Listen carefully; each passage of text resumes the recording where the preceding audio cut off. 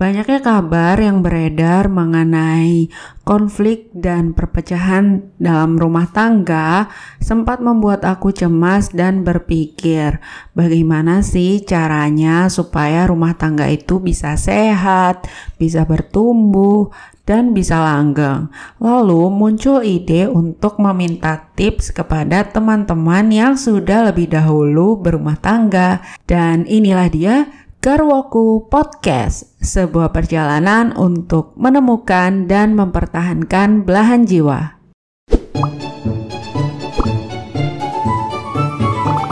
Sudah hadir bersama aku, Jeng Rizka dan Pak Fandi. Yeay!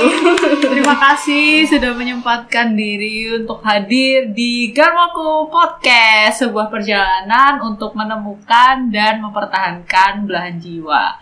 Jadi, Jeng Rizka ini adalah sahabatku di zaman kuliah. Aku ngerasa cocok banget sama dia karena mungkin latar belakang kami ini sama, hampir mirip lah ya.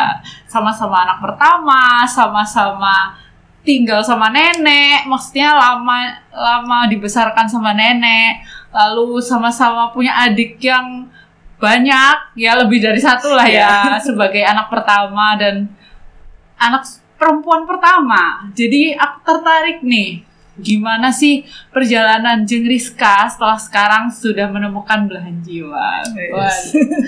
Sebelumnya diceritain dulu dong, gimana akhirnya menambatkan hatinya ke Pak Fandi? Aduh, awal mulanya gimana ya? Sebenarnya awalnya sih nggak ada target ya, maksudnya pengen bertemu dengan jodoh atau pengen menikah di usia berapa, sebenarnya nggak ada target ya, masih woles-woles aja gitu. Apalagi kan di dunia kerja gitu kan udah asik gitu kan dengan kerjaan. Jadi akhirnya kan nggak terlalu target diri untuk itu gitu. Terus tiba-tiba ada temen yang ya inisiatif gitu mau ngenalin. Mau nggak aku kenalin dengan temennya suamiku. Nah kebetulan kan suaminya temanku itu temennya dia waktu kuliah. Terus temanku itu awalnya sih ya ogah-ogahan kan. Biasa kan kadang gimana ya kalau dikenalin sama temen, ya kalau jadi, kalau enggak kan kita jadi nggak enak ya, kan gitu loh. Terus kata temen nggak apa-apa, temenan dulu aja. Kalau misalkan nggak jadi kan bisa nambah teman gitu kan. Ya udah akhirnya kan ya kenalan aja dulu lewat WA gitu. Terus gimana kelanjutannya? Kalau cerita dari Pak Fandi gimana? Bisa mirip, cuma kan bedanya kalau istri dikenalin dari rekanan yang cewek, kalau saya dari rekanan yang kenalin ya lagi available, gak ada yang deket juga kan, why not, ya oke lah, gas gitu. Lalu apakah teman masing-masing ini tanya, kamu sebenarnya cari kriteria pendamping seperti apa sih gitu, atau asal kenalin dengan feeling mereka kayaknya apa Fandi dan Rizka ini cocok gitu, gimana? Kayaknya sih mereka tahu sih, temanku tuh tahu karakterku, terus temennya dia juga tahu karakternya, kayaknya ini cocok nih gitu. Ya. Jadi akhirnya dicoba dikenalin gitu kan. Ya gitu aja sih. Terus jadi awalnya itu dikasih WA-nya masing-masing, terus langsung chat sendiri, atau si teman ada prolog? Enggak sih, WA aku dikasih ke dia. Jadi Pak Fandi yang ya, dia yang WA. Kalau aku sih gini ya, kalau aku dulu ketika masih belum nikah ya, belum ketemu sama istri, ketika dikenalin sama seorang yang baru, yang pasti dipastikan adalah satu, minta izin dulu. Izin ke yang punya nomor cewek. Cewek, jadi boleh nggak di nomornya di share ya. Saya apakah boleh? Kalau boleh, bagi saya yang cowok ini sudah satu step bagus. Iya. Tapi apakah sewaktu mau nggak dikenal sama ini, lihat fotonya dulu nggak? Sempat dikasih tahu sih. Cuman ya itu, kalau aku sih awalnya memang nggak ada kriteria khusus terkait fisik kan. Cuman awalnya ya ogah-ogahan karena kan ya nggak enak gitu loh sama temen gitu kan. Cuma gitu aja, tapi akhirnya agak sedikit dipaksa juga sih sama temen itu. Nggak apa-apa, wis inilah orangnya baik gitu. Coba aja dulu kenalan kayak gitu. Terus akhirnya ya udah deh gitu. Terus ingat nggak chat pertama dari Pak Fandi waktu kenalan itu gimana? Kalau chat pertama sih pasti lupa ya, tapi kalau tanggalnya chatnya kapan? Waduh, tanggal berapa? Kalau judul aku kan 11 Januari. Waduh. Ya kan? Iya. Kalau ini kalau nggak salah 12 ya. 12 Januari.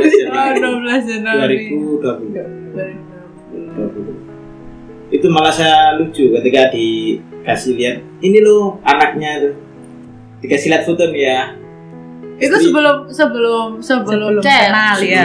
Sebelum kenal dikasih lihat kan nih. Ya kan sekarang kan pasti kan ada IG kan, dilihatkan ke IG. Itu foto di Singapura ya, tak bikinnya ya. Di Delta. Tak pikir di trotoar Delta itu, tak pikir foto di trotoar Delta nih bagus ya. Itu ternyata realnya tuh di Singapura, enggak di Delta. Waduh.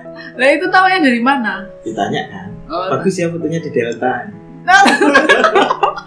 Terus di Delta terus Ya enggak lah ya, dikasih tahu aja. Kalau dulu kan memang apa ya, hobi ini kan ya, bukan hobi sih sebenarnya. Kalau ada waktu luang gitu ya traveling gitu untuk healing gitu kan. Itu kalau cowoknya amatiran mungkin udah ketakutan dulu mau deketin istri. Padahal kan ya hunting tiket promo kan. Itu feed IG-nya kan jelas tuh kan. Apa namanya feed IG ya? Iya. Gitulah. Korea, Thailand, Singapura. Dan Padahal ya tiket promo semua kan. Iya.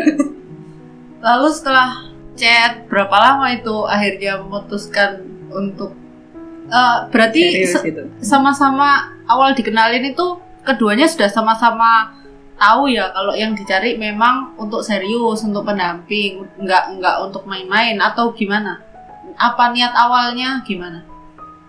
Ya kalau saya sih ya kayak tadi yang saya sampaikan di awal kan, emang di awal kan nggak kepikiran sama sekali untuk target harus tahun ini nikah atau kapan gitu. Terus waktu awal mau dikenalin kan juga ogah-ogahan gitu kan. Terus akhirnya ya udah deh nggak apa-apa. Awalnya nggak terpikirkan untuk sampai ke jenjang pernikahan. Ya dicoba dulu aja lah kenalan gitu. Kalau dia beda lagi. Kalau saya mindsetnya beda. Saya bahkan 1 hari lepas chat aja udah berani bilang ini calon istri saya. Waduh, sehari setelah chat pertama. Serius, setelah kenal. di tempat kantor, di kantor itu kan ya tau lah, chat sama siapa di calon istri pak, rekan-rekan yang udah lebih tua lah dari saya kan, udah langsung gas aja, udah lama langsung aja gitu, saya antarkan gitu. Itu memangnya sehari chat itu apa yang dibicarakan kok sampai enggak, maksudnya sampai yakin, langsung yakin? Mungkin intuisi dalam diri sendiri itu bilang, oh ini anak sepertinya bukan jiwa saya.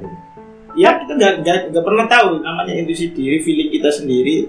Tapi ya kita tetap jalani. Nanti jalan berapa bulan kan? Terus aku bilang, kalau kamu niatnya hanya sekedar berteman ya cukup sampai berteman. Tapi kalau kamu pingin lebih lanjut ya monggo. Tapi kalau niatnya berteman ya sekedar berteman. Sampai 1 hari tak todong kalau dia cuma kasih kode, aku pengen nikah 2021. Itu bulan apa itu? Kayaknya 3 bulanan ya. 3 bulanan. Setelah aku dinas dari Jakarta itu, terus dia inisiatif mau main ke rumah. Oh itu 3. Jadi itu sehari. Ini masalahnya sehari chat itu bicarain apa kok langsung Pak Fandila apa yakin gitu? Ini intuisi dari diri saya sendiri.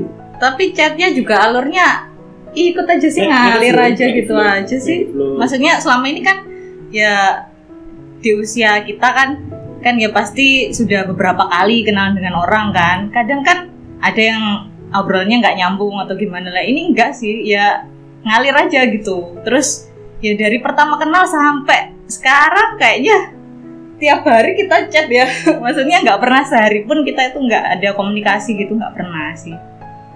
Ya ngalir aja. Kalau dari Jeng Rizka sendiri itu yakinnya kapan ke Pak Fandi? Apa karena gara-gara ditodong, diburu-buruin jadi ya wes lah gitu atau enggak? Kalau saya di awal memang ya namanya cewek ya pasti kan nggak langsung oh ya yakin gitu. Beda kan dengan cowok gitu kan. Cewek itu pasti pertimbangannya banyak banget kan. Ya gimana aku lihat dulu effortnya dia itu kayak gimana gitu. Apakah dia itu benar-benar cocok jadi calon imamku atau enggak kayak gitu. Nah, nilainya gimana? Nah, itu kita ini sih memutuskan untuk one step ke depan gitu. Jadi ada kayak sesi Q&A gitulah. Langsung aja terang-terangan. Dia kan juga langsung bilang, aku ini tujuannya serius untuk cari pasangan hidup, cari calon istri gitu. Kamu gimana? Kayak gitu. Ya dilihat dulu aja kan aku bilangnya kayak gitu. Terus akhirnya ya itu inisiatif untuk ada sesi Q&A, langsung kita bikin pertanyaan-pertanyaan yang mengarah ke prinsip pernikahan, kehidupan, kedepannya seperti apa, dan studi kasus juga dengan pengalaman-pengalaman orang-orang di sekitar kita itu gimana kita sharing gitu. Dan alhamdulillahnya jawaban dia itu masuk gitu loh di kriteria saya gitu. Itu berarti tanya jawabnya lewat chat. Lewat chat. Betul. Karena dulu kan awal-awal pandemi belum ya. Awalnya masih belum sih. Belum pandemi. Cuman mendekati ya udah. Jadi beberapa kali ketemu doang ya waktu itu. Di Cina sudah masuk pandemi. Di sini kan masuk pandemi kan Maret 2020. Masih di awal-awal tuh masih sempat beberapa kali ketemu gitu. Ngobrol. Tapi lebih banyak ya lewat chat. Mau tak kasih pertanyaan salah satunya? Iya, diceritain pertanyaannya. Enggak, ini misal nih ya, Kak Fani ini, aku manggil Kak ya. Kak Fani ini misalkan ketemu sama saya, misalkan salah satu pertanyaannya sederhana ya. Ini di tahun ini ya, bukan pertanyaan untuk istri saya di tahun lalu. Iya, waduh takut aku. Tak tanya sederhana aja. Menikah itu apa? Menikah itu apa sih? Ya menikah, kalau definisi saya ya, menikah itu dari kita yang 1 ditambah 1 harus lebih besar daripada 2. Kalau menurut saya seperti itu. Jadi ketika saya sendiri itu sudah bisa menghasilkan segini, ketika sudah menikah harus bisa segini. Bersama, istilahnya bersama pasangan harus semakin bertumbuh dan semakin lebih baik, membawa manfaat untuk sekeliling. Upgrade ya berarti. Iya. Ya? Level up ya. Iya. Padahal menikah itu nggak kayak gitu. Kenapa? Kok bilangnya seperti itu? Serius, menikah itu belum tentu akan jadi level up. Bisa aja jadi downgrade. Contohnya, ini real ya, di mayoritas di mayoritas kehidupan kita ya. Kalau orangnya bercerai, kan gara-gara menikah jadi downgrade. Tapi kan tujuan awalnya itu loh, optimisme di awal itu kan. Tapi definisi menikah itu memang jamak, tergantung dari bagaimana orang mengartikan apa itu menikah. Jadi mungkin arti menikah bagi orang yang belum menikah seperti Kak Fani, mungkin artinya seperti itu. Mungkin arti menikah dari orang yang sudah menikah akan beda lagi. Mungkin arti menikah dari orang yang sudah bercerai akan beda lagi. Mungkin arti menikah dari orang yang banyak menikah akan beda lagi. Tapi itu persepsinya Kak Fani. Nah, ini balik tanya dong, balik tanya. Kalau menurut kalian berdua, apakah ada perubahan definisi menikah sebelum menikah dan setelah menikah? Sejauh ini masih sama sih ya. Ya, jelaskan dong. Suami dan istri itu kan partner sih kalau menurut kami sih. Jadi ya memang dalam Islam kan suami itu menjadi imam ya, tapi kalau dalam kehidupan itu kan ya harus saling menghargai, harus tidak boleh memaksakan, intinya sama-sama pengertian lah bagaimana kondisi masing-masing, itu harus bisa ngeblend lah gitu ya. Jadi ya pasangan hidup itu ya partner sampai seumur hidup kita ya kan, tujuannya menikah kan ya sekali seumur hidup, jadi ya gitu sih. Nah, cara menilai kalau calon itu adalah partner yang cocok untuk kita tuh gimana? Gampang. Gimana? Kak, kembalikan lagi ya ke arti menikah itu kan artinya jamak. Yang paling penting dalam menikah itu cuma satu, komunikasi. Makanya kalau menikah itu carilah partner yang enak diajak komunikasi. Jangan salah satu diajak komunikasi nggak nyambung. Ya. Aduh, nanti berat kamu di belakang. Serius. Cari menikah itu yang menjadikan kamu 100, tapi tidak 50 tambah 50. Oh, ya. Ngerti maksudnya? Iya, ngerti. Misal nih, saya 30, istri saya 70. Sometimes istri saya 20, saya 80, atau sometimes 30, saya 70. Jadi menikah itu tidak balancing. Iya.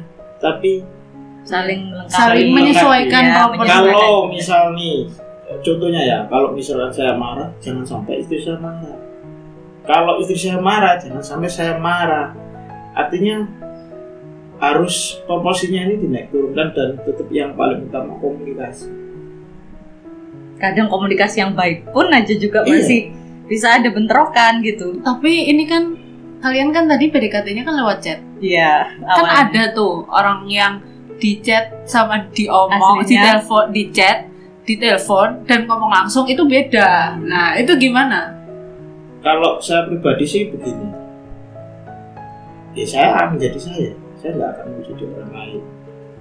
Kalau misalkan waktu UNE ya, misalkan saya lupa banyak pertanyaan kan, pasti banyak pertanyaan. Misalkan ditanya apakah ini contoh sederhananya, apakah Mas Afandi bisa mengaji misalnya, kan basic orang kan memimpikan imam yang bisa mengaji. Iya, saya betul. jawab paling ya apa ada, saya nggak bisa mengaji. Loh, tapi kan definisi bisa mengaji itu kan tiap orang beda. Nah, itu iya kan. Ngerti kan maksud saya? Iya. Tidak ada orang yang maaf bisa tapi ngomong bisa. Iya, Tidak betul. ada tidak ada orang yang ngomong pencuri tapi dia ngaku dirinya pencuri. Iya, betul. Bukan saya nggak mau nutupin everything, saya ngomong apa adanya. Ya beginilah saya. Kalau mau menerima ya silakan diterima, tapi kalau nggak mau diterima ya harus nerima. Karena saya akan terus dekati. Aduh. Loh itu kan cara meyakinkan cewek. Dideketin payah terus sampai mau. Dan everything sangat terbuka sama istri saya karena komitmen saya sudah jelas. Dia kan sudah tak bilangi kan sebelum saya mau kasih kode saya 2021 ingin nikah misalnya. Dia kan sudah tak bilangi. Intinya saya pengennya serius. Tapi kan tidak bisa dipaksakan. Jadi bagaimana saya meyakinkan pada waktu itu kan calon istri saya untuk bilang iya. Kodenya gampang, main ke rumahnya. Pasti bingung deh orang rumah juga. Oh, itu 3 bulan ya itu langsung. Ya, 3 bulan langsung main ke rumah. Iya. Langsung main ke rumah. Awalnya ya gimana ya, bingung juga kan kok dia mau main ke rumah terus. Itu belum mengiyakan. Belum. Tapi entah kenapa ya saya berpikir-pikir gitu kan, ada orang yang mau silaturahmi beritikat baik gitu. Terus sejauh ini saya mengenal dia juga karakternya baik gitu kan. Terus kenapa saya harus menolak kan kayak gitu. Terus tapi sebelumnya ya ngomong dulu kan ke orang rumah, jangan tanya macam-macam gitu. Iya. Saya pada saat itu kan belum bener-bener yakin kan. Apakah bener sih orang ini yang jadi jodohku nanti gitu kan. Ya udah, ya intinya silaturahmi ya nggak apa-apa gitu. Coba aja dulu. Terus waktu ke rumah itu yang diomongin apa? Kan jangan tanya aneh-aneh. Iya. Terus yang diomongin apa? Ya basic aja sih, kesehariannya seperti apa, terus keluarganya gimana, ya gitu-gitu aja. Aku dulu bisa ngomong nggak? Sudah lama dekat ditanya Grogi gitu. ya dulu. Enggak sih, kalau tanya sudah lama dekat atau enggak, kayaknya enggak sih. Kenal dari mana? Enggak sih. Ya basic aja sih tanyanya. Orang Oh, tua, keluarga kayak gitu. pertanyaan yang tadi kan waktu PDKT ada pertanyaan Q&A itu di kasus. Nah, itu contohnya seperti apa? Contohnya dalam hal finansial, itu kan penting banget kan Iya, dalam rumah tangga. Nanti kalau setelah menikah gimana tentang keuangan rumah tangga gitu loh. Siapa yang bertugas untuk menghandle keuangan rumah tangga. Nah, jawaban dia itu Itu Istri. pertanyaan dari Jeng Rizka berarti. lupa ya. Iya kayaknya aku deh. Iya. Ya kan orang akuntansi kan. Iya. Terus Nah gitu gimana keuangan rumah tangga siapa yang handle gitu. Dan jawaban dia kan semua keuangan dipegang istri gitu. terus Ya udah, suami tuh hanya dikasih uang operasional gitu aja.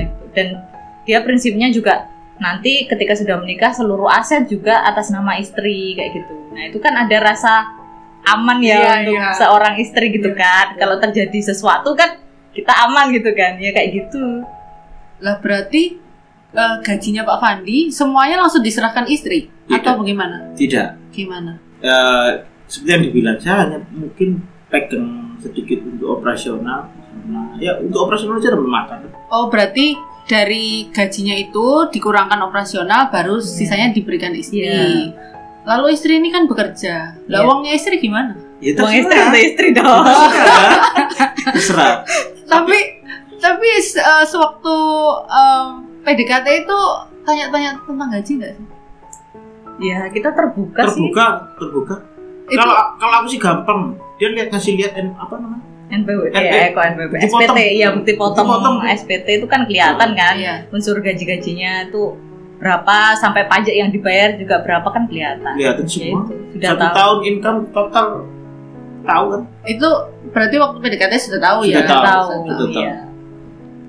Terus Nggak mau tahu pertanyaanku yang ke istri sampai kejadian di kehidupan. lo gantian ini Iya. tadi belum selesai. Oh, belum. Terus kenapa kok Pak Fandi mikirnya semua dikelola istri sedangkan suami operasional aja? Kan ada yang kebalik, ada yang suami yang mengelola, istri cuma dikasih uang untuk belanja, untuk nafkah, ya gitu. Suami yang membagi-bagi. Dan bagi saya itu bentuk garansi saya ke istri saya kalau semuanya harus terbuka, dan dengan memberikan semuanya ke istri itu ya intinya menggaransi dia kalau saya nanti itu nggak akan bakalan ngapa-ngapain. Kalaupun saya ngapa-ngapain di luar, kamu sudah pegang semua aset. Iya, betul. Serius. Loh, tapi apakah nggak takut ya kalau Apa? misalnya istrinya yang begitu gimana gitu loh? Saya sudah bilang ke istri, kalau mohon maaf ya, misal moga-moga jangan sampai kejadian. Kalau misalkan maksud Jeng Fani kan selingkuh. Saya sudah berkali-kali ngomong ke istri, nanti ini untuk pendengarnya podcastnya Garwaku, Fani misalnya ya, ya. Kalau istri selingkuh, saran saya cuma satu, biarkan. Kok bisa dibiarkan? Biarkan. Karena apa? Dengan dibiarkan, dia akan tergelinang dosa sepanjang hidup dia. Dia nggak bisa ngapa-ngapain. Kalau kamu sebagai cowok tahu istrimu selingkuh, terus kamu bunuh itu selingkuhannya atau kamu pukul itu selingkuhannya, yang rugi kamu. Apalagi kalau sudah punya anak, di penjara kamu nanti. Proses hukum itu kalau kamu berbuat kriminal, walaupun kamu kamu yang terluka, kalau kamu mukul duluan atau kamu melukai duluan, kamu yang kena. Itu udah banyak kasus seperti itu di luar. Jadi nanti yang kena impact itu, yang rugi itu malah diri sendiri. Dengan intinya gini, jangan sampai selingkuh gitu. Toh kita selama ini juga sharing, saya di mana istri saya juga tahu, istri saya di mana saya juga tahu. Ya kalau saya sendiri, ya kenapa dikembalikan lagi, kenapa kok semuanya saya kasihkan ke istri? Ya itu bentuk garansi saya untuk istri saya. Kalau saya jamin saya nggak akan ngapa-ngapain. Ya walaupun ya normalnya cowok ya ini di mana-mana nanti suka buat pelajaran untuk ibu-ibu di luar sana, untuk Avani juga. Normalnya cowok itu kalau lihat cewek cantik yang sesuai otaknya itu adalah tipenya, selalu ditolak. Normal. Itu normal. Itu normal, itu harus ditekankan, itu normal. Yang nggak normal ketika itu sudah ditoleh, didatangin, kenalan, diterusin jadi selingkuhan. Nah itu nggak boleh. Kalau normalnya ya anak cewek cantik menurut persepsinya ditoleh, ya sudah hanya sekedar noleh, sudah lanjut. Itu normal. Itu normal. Saya nggak munafik loh ya sebagai betul, cowok ya. betul. Nah lalu kalau semua uang dipegang istri lah, kalau suami mau beli apa gitu, misalkan ya sesuai hobinya, apa misalkan beli HP baru, apa beli aset apa gitu, ribet nggak pengajuan ke istri? Enggak, tinggal bilang butuh duit nanti ditransfer. Ini malah barusan handphone dibelikan. Kalau saya kan, Iya. ya malah saya sih yang sering ya perhatian Iya. ke suami. Soalnya suami tuh jarang Iya. banget kayak beli baju, beli HP itu sampai rusak-rusak itu masih dipakai aja. Malah ya saya yang nyuruh dia, setelah beli aja baru gitu loh. Dia masih kadang itu eman gitu loh, ini masih bisa dipakai, malah kayak gitu. Jadi ya malah saya yang ngasih perhatian ke dia. Tapi itu loh apa hebatnya dia itu masih bisa berhemat dengan uang operasional itu. Kadang kalau misalkan kita jajan gitu keluar gitu, dia nggak mau kalau aku yang bayarin. Ya kan gitu kan loh. di istri Pak, terus gimana? Masa Kalau kita kan nggak selamanya uang operasional kan dihabiskan, kan enggak. Anggaplah kayak saran ya, kita untuk makan gini aja, Kak Fani ini pernah masak nggak? jarang ya? Jarang ya. Kalau gini aja, normalnya kalau misalnya Kak Fani ini masak nih sendiri di rumah, sehari habis berapa? Belanja untuk dirinya sendiri tok. Soalnya saya tuh biasanya belanjanya tuh sayur aja. Iya, berapa? Ya 20-25 lah. 20-25. Iya, sayur aja ya itu. Kebetulan kan Untuk sekarang berapa kan, hari? beberapa hari. Iya. Kayak sehari enggak, kalau hitungnya cuma sehari. Kalau sehari, kalau sayur aja ya mungkin 10-15 lah. 10-15 ya? Iya. Enggak ada lauk tuh. Lauknya beli. Itu sama lauknya. Oh, sama lauk ya, itu sama lauk. lauk. Sama lauk ya 30-40 lah mungkin. 30-40 satu hari. Ya. Itu normal nih. Tetapi kalau sisa kan bisa dipakai buat hari-hari Ya. selanjutnya, ya kan? Saya kebetulan kan daily sekarang ini kan LDR kan kita kan LDR nih sementara ini. Sampai ketika saya masak sendiri paling sehari 4.500. Lah, apa masakannya? Udah kan? Cik Fani sih jarang masak, jadi nggak tahu harga. Jangan-jangan saya sama Pak Fandi masaknya lebih ahli Pak Fandi. ya masak seadanya aja, sebisanya. Kadang juga beli sih, tapi dia itu bisa berhemat dengan seperti itu gitu loh. Makannya ya alhamdulillah nggak rewel juga sih, asalkan bersih, tidak mengandung hal-hal yang buat dia alergi gitu ya. Dia oke-oke aja sih makan. Ini Kak Fani ini tak kasih tahu ya, pertanyaan saya ke istri yang kejadian di dunia nyata. Dan ini memang sudah saya prediksi. Ini pertanyaan ini itu bukan dari saya pribadi sebenarnya. Tapi saya modifikasi dari anim. Nama animnya itu Hunter x Hunter. Pernah lihat? Iya. Pernah lihat kan? Iya, Waktu sekilas. Gon sama Killua ujian Hunter itu. Ini tapi sudah saya modif ya. Pertanyaannya sudah saya modif sesuaikan dengan kehidupannya. Bahkan istri saya nggak bisa jawab, saya sendiri pun yang memberikan pertanyaan nggak bisa jawab. Ini kejadian. Seandainya seperti ini, dalam satu kondisi suami Kak Fani sakit. Iya.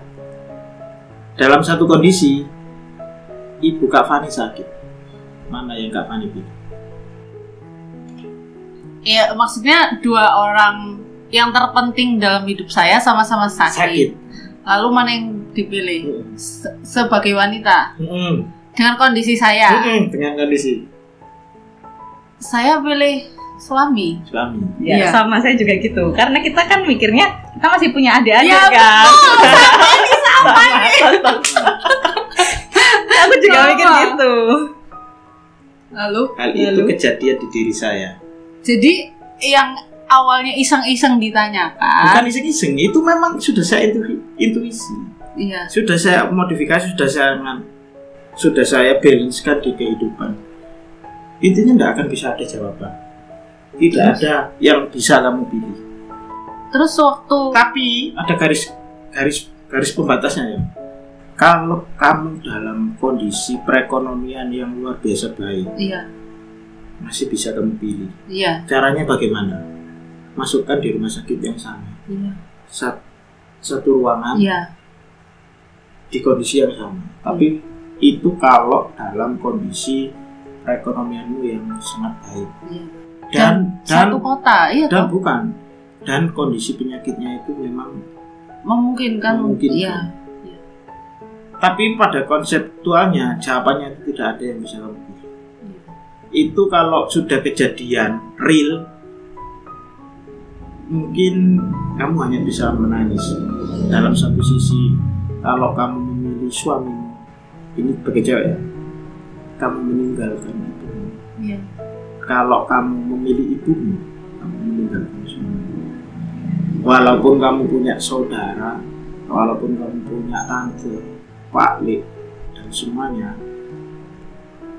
kamu di hati kecilmu akan menangis. Kalau kamu berani memilih salah satu. Itu kejadian di diri saya. Mungkin juga di istri. Apa mau diceritakan? Nggak usah. Itu apa namanya? Real pertanyaan. Kalau inspirasinya ya dari Hunter x Hunter. Ya, cari.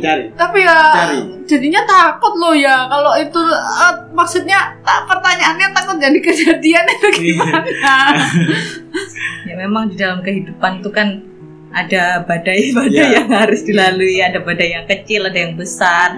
Nah, di dalam pernikahan juga seperti itu gitu. Yaitu terutama dengan orang tua kan. Apalagi dia kan sebagai suami kan harus lebih ke ibunya kan. Jadi saya sebagai istri kan harus mensupport dia bagaimana bisa berbakti ke ibunya. Bukan malah menyuruh dia untuk memilih ibunya atau saya kayak gitu. Nah Pak Fandi ini kan anak kedua ya, anak bontot istilahnya. Laki-laki pasti kesayangan dong. Nah itu PDKT-nya gimana ke ibu mertua?